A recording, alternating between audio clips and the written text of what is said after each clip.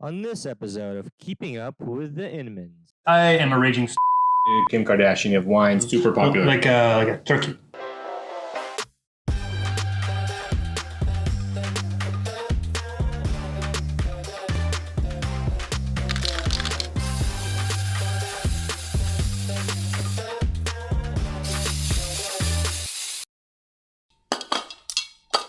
Hello and welcome to Celebs Rosé, episode 7. I'm Jesse Inman. And I'm the winemaker formerly known as Aaron Inman. Today we're going to taste some wines by famous people. And to be more specific, we're going to taste their rosé wines. Why rosé, you say? Because it's super popular and it's kind of the Kim Kardashian of wines. We'll let you take that thought as far as you would like to go. And because I am a raging star f***er, very similar to Kim Kardashian in her early years, we're going to taste them blind, so not to be skewed by the fame and the fortune. So do these famous people have good palates? Or are they just trying to sucker us? Stars and celebrities, what do they know? Do they know things? Let's find out! So to tell you a little bit more about the concept today, we are going to taste celebrity wine brands. And we say brands because 3 of the 4 wines that we're going to taste are actually virtual brands, much like Lucky Rock, where there's no physical location, there's no physical vineyards, so they source like we do. As much as we're talking, we're just happy that they're in wine. It's good for wine. Exposure. I mean, Post Malone used to be a Bud Light guy, and last time I saw an interview, he said Bud Light and rosé. Boom, win for wine. Are these people making the wine? Probably not. Are they doing some blending? Perhaps. Are they maybe sitting in the green room smoking a joint and cashing checks? Also could be. I don't know. The interesting thing also is these are American celebrities. Where is the patriotism? 3 of these wines are from France. What's up with that? So today we're going to be tasting Dwayne Wade's rosé. We're going to be tasting Post Malone's rosé. We're going to be tasting Cameron Diaz's rosé, and we're going to be tasting Brad and Angelina's rosé. And the NBA, an interesting thing about Dwayne Wade's wine is it's very timely. The NBA used to drink a lot of 12 packs. I don't know if you saw The Last Dance with Michael Jordan, but they were always cracking Coors Lights and Miller Lights in the locker room after the game. They only save the wine for spraying on each other. Now, JJ Redick, who plays in the NBA and has for 12 years, was recently quoted as saying, the plane used to carry 12 packs and champagne and Hennessy, and now it's stocked with like 95% wine. That's good. That's good for wine. LeBron James strolling in gingerly with a glass of red wine. All right, so let's get into these bad boys. Numero uno. There's something interesting Little onion. right off the bat there. Onion and garlic. It's almost like when you open your pantry. It's not real fruity or anything, right? Number 2. This one has a little bit more fruit right off the bat. It's kind of like melon rind, orange rind. Yeah, it's clean from a winemaking standpoint. But there's a little tiny bit of that garlicky kind of garlicky powder. I agree. Now, so far, these wines have all been fairly light peach, kind of salmon pink. This one is a little bit more Dark. Like So dark pink. either a darker grape, darker skin, thicker skin, or it had more time on the skin, or it was pressed harder. This one has more like shell.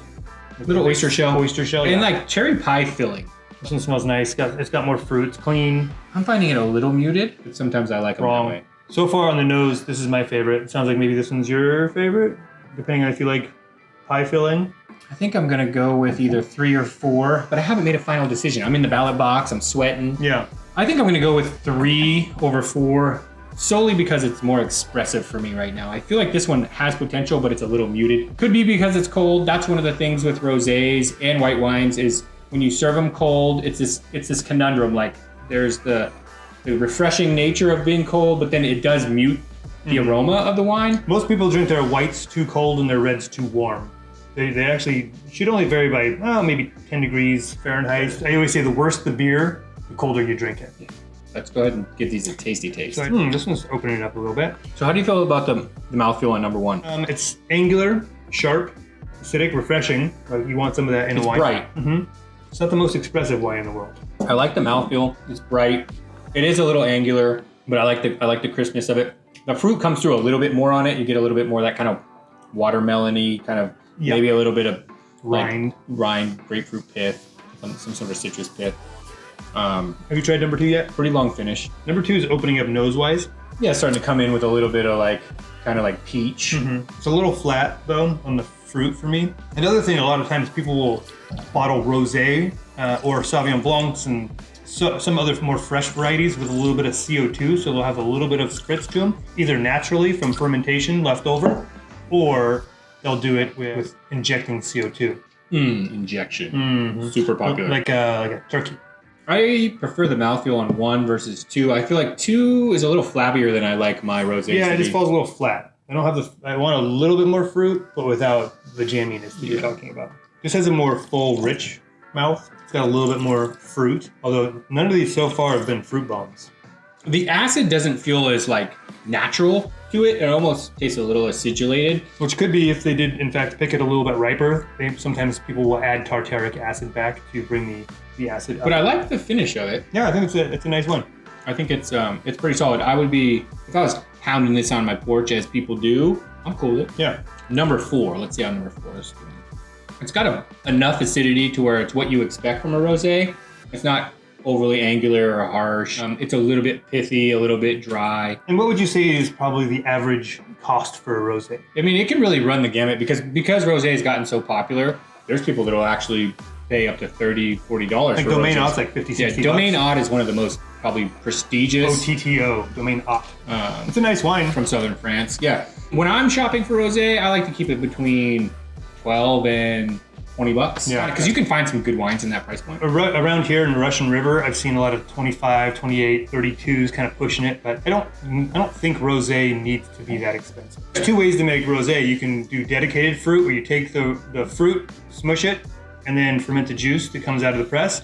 Or you can take your red fruit, bring it in, bleed off some juice while it's in tank or off the table, and then take that juice and ferment it. Those are not considered as high a quality of rosés because there's more manipulation, they're a little bit more fruity, and we have to do more acid additions and maybe water it down if there's too much sugar, which will then turn into too much alcohol. And this one, it delivers. It's bright. It's got some of those kind of peach nectarine type notes to it, and maybe a little bit of a more like melon rind, a little bit texture to it, and maybe a little bit of salinity. I think they're all pretty subtle in the grand scheme. You know, in Provençal rosés, which I'm assuming these 3 are just by color and profile, they can be fairly subtle. Yeah. Sometimes they're usually not fruit bombs. So if we're gonna pick these 1 through 4, how would you rank them? I think for me, I'm gonna go. My favorite was 3. Why? It was the most expressive in the fruit, on the nose. I liked the palate. Maybe it was a little punchier than the other ones, but Punchy fruity? like fruity, but just slightly. It wasn't like overblown, but it rode the line of what I like on fruity and bright. Then I would probably go with number 4. I thought number 4 was a really nice rosé. Had some of those subtler notes of like peach and nectarine and maybe a little salinity like oyster shell. Kind of. Number 1 is probably my 3. I thought it was basically the unathletic brother of number 4. And then number 2 for me was like, it was fine. None of these were poorly made. I will say that. This one did have a little bit more stank off the get-go, but it's blown off pretty quickly. Pretty much in accordance with Aaron. I think I like number 4 just a little bit more, but it was kind of a close second. They're both pretty good, but at very different styles. And I think just because of the off aroma in the beginning, and it never really came to fruition, It's fairly if you will. muted. Yeah, I'd say number 1's my number 4. So I think we're all in agreement that this is Dwayne Wade Cellars. I do know that Dwayne Wade Cellars is sourcing grapes from California, and so hence the color and a little bit more of the ripe flavors. That makes sense to me. I think this is probably Chateau Miraval. This is old Post Malone, number 2, and I think that number 1 is old Cameron Diaz. Yeah, I think this is Cameron Diaz strictly because of the reduction. I think that maybe that some of that came from the screw cap, although it did blow off. I think this might be Posty. I think you're right. This is the Brad and Angelina project, and then because California fruit, darker color, richer mouthfeel, D Wade. I don't know that much about Cameron Diaz's partners for this, but Brad and Angelina are partnered with the Perrin family, which are Chateau Beaucastel. I mean, they're One of big time. the bigger wineries in the world. Post Malone is partnered with a co-op in southern France that's very large, and then has a distribution agreement with Gallo, who's just a small Death Star winery. Biggest winery in the world. And then you've got Dwayne Wade Cellars, who's partnered with Hallmeyer Winery out of Napa Valley. So partnering with people that know what they're doing. Yeah. So that completes our tasting for today. We tasted Celebrity Rosés. Pretty good showing. I mean, we had our favorites and our least favorites, but overall, I would pay for these. Yeah. I'm proud of these celebrities for not just preying on our thirst for their fame. I would definitely give all these wines a shot and see which one you like better. Yeah. So anyway, it was interesting. Thanks for joining us. I'm gonna go out with a little Dwayne Wade 3-pointer here. You know, I'll join you in that. Cheers. Cheers. See ya Bye-bye. on the next episode.